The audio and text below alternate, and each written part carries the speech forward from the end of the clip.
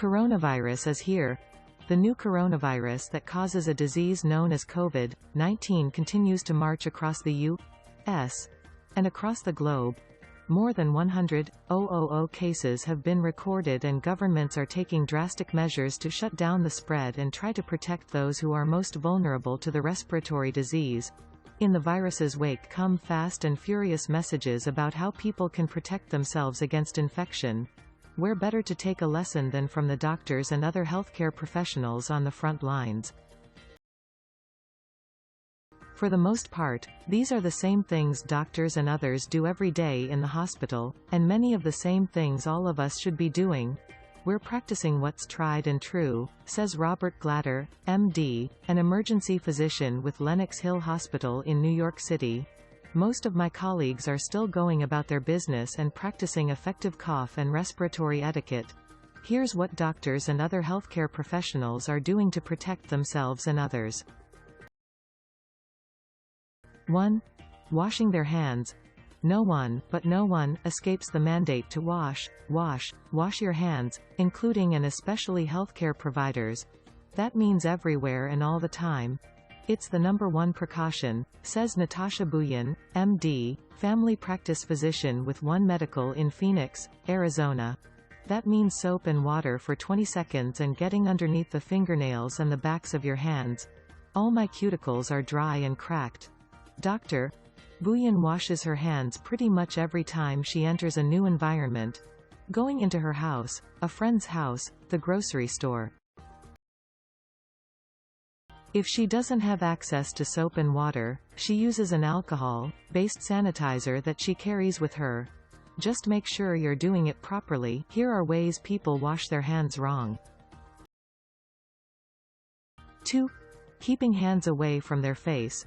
Doctors have just as much trouble not touching their faces as the rest of us. A 2015 study in the American Journal of Infection Control found that a group of Australian medical students touched their faces an average of 23 times per hour. 44% of the time this involved contact with a mucous membrane.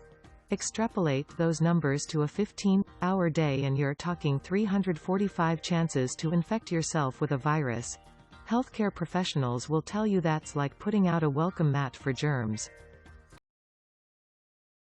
Viruses often enter the body through the nose, mouth and other mucous membranes.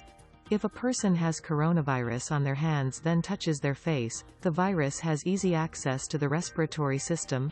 Eyes, too, can be an entry point, points out a study in the February 6, 2020 issue of The Lancet, so avoid touching them with unwashed hands as well. Here are the coronavirus myths you should stop believing. How can people break such an ingrained habit? Dr. Buyan is trying to be mindful, adding that it's more of an issue in public settings. 3. Practicing coughing and sneezing etiquette. That means using a tissue or coughing or sneezing into the fold of your elbow, says Dr. Buyan. If you use a tissue, the CDC recommends throwing the used item into a trash basket.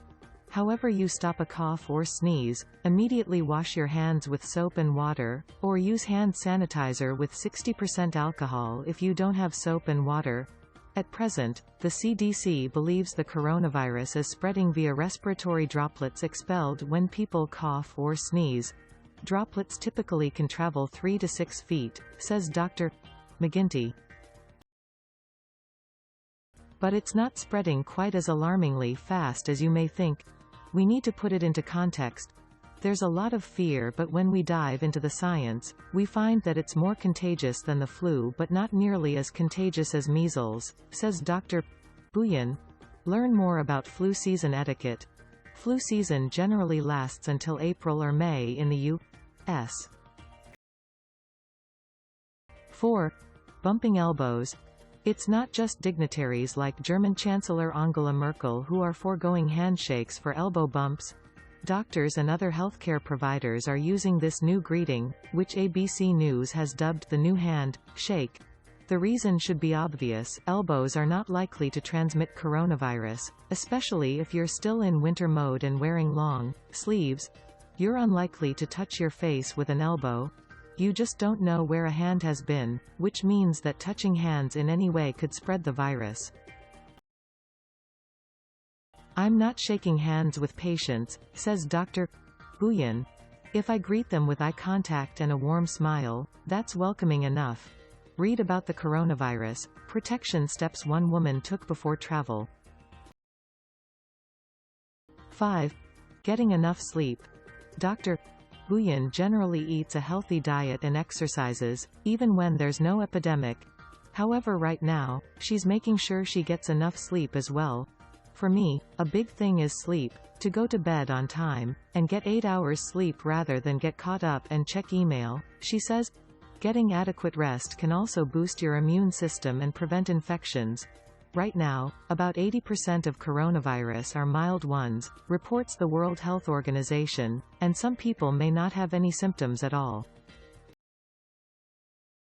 Getting enough sleep can only make you stronger should you come in contact with coronavirus. See what the experts have to say about sleep tricks that really work. 6. Using disinfecting wipes. Although the Centers for Disease Control and Prevention (CDC) believes that COVID-19 primarily spreads between people via respiratory droplets from coughing or sneezing, preliminary data indicate that the coronavirus may be able to live up to a day on surfaces, says Dr. Glatter. That means people can touch a contaminated counter or tabletop, get the virus on their hands, then infect themselves or someone else. Healthcare professionals are relying on Clorox or other disinfecting wipes to help combat the problem. While on a flight this week, Dr. Buyan wiped down her armrest and tray table, while also using a wipe to change the air settings. It's a good idea to have some wipes handy, she recommends. Find out what things you need to clean after the flu. 7. Not wearing masks, unless required by work. Just like the rest of us, healthcare professionals are being asked not to use masks for everyday interactions. This is to make sure supplies are still available when they're truly needed, which is in healthcare settings. Face masks won't protect people, even healthcare professionals, from contracting the virus, according to William Schaffner, 1500th, an infectious diseases specialist at Vanderbilt University Medical Center in Nashville. They may, however, help spread symptoms from an infected person. If a doctor or anyone else is sick, they should be staying home. Face masks are not the same as N95 respirators, which look a bit like face masks but do protect against bacteria and viruses, blocking 95% of small particles, like germs. However, the guidelines are still the same. They are recommended for use only in healthcare settings. Patients with confirmed or suspected COVID-19 should wear a face mask until they are isolated in a hospital or at home, according to the CDC. The patient does not need to wear a face mask while isolated. 8. Asking patients with symptoms to call before coming in. That's because the last thing you want for the doctor or for other patients is someone with suspected coronavirus in a crowded waiting room. One thing that I'm seeing a lot is a recommendation that people who are experiencing symptoms call their healthcare provider instead of showing up at urgent care or primary care provider or the emergency room, says Dr. McGinty. Patients would discuss their symptoms over the phone and then, in consultation with the healthcare provider, decide the appropriate next step. That can prevent exposure. And if symptoms can be managed from home to help avoid exposure to people in waiting areas, even better, she says.